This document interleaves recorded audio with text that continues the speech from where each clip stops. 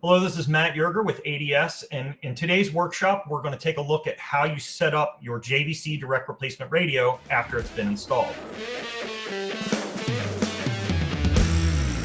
So when you first power on the radio, it's going to go to this initial setup screen. And one of the most important parts of this, because it's really the only spot that you can access it, is to specify the orientation of the chassis. In some of the installations, it will be installed horizontally like it is in this car.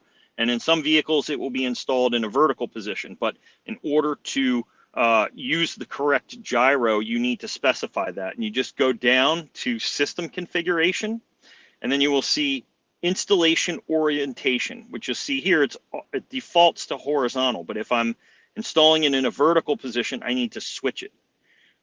The other thing in this system configuration that you will notice is the fiber optic output. By default, that is going to be off. So if you plan on using the fiber optic output, for whatever reason, you just need to go in and specify,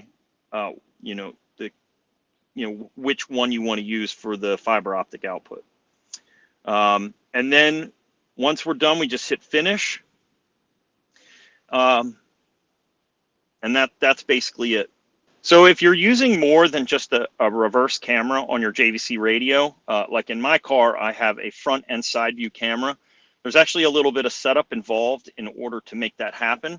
So you're just going to go into settings, and you're going to go to camera, and then you're going to go to camera assignment settings. And as you can see, my rear view camera automatically defaults on, but you have your front view, you have your third view, and then you can actually use the video in as a fourth camera input as well.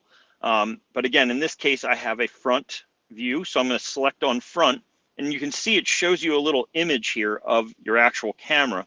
I'm just going to assign that to the front, and then so you'll see it highlights in blue, and then I'm going to hit enter.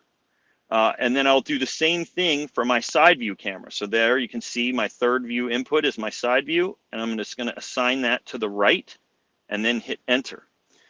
Once I'm done that, I'm going to go to System, and then I'm going to go to Maestro Setup, and I'm going to go to Maestro Features, and then Camera Settings. And then you can see in here there's some adjustments for that. So front camera control, we have a feature called Smart Parking. If I switch this on, what it's going to do is it's going to show you your reverse camera first, when you put it into reverse, and then when I switch to drive, it's going to switch to the front camera. And then once I speed hits about 10 miles an hour, it's going to shut that front camera off and go out to whatever your screen you were on.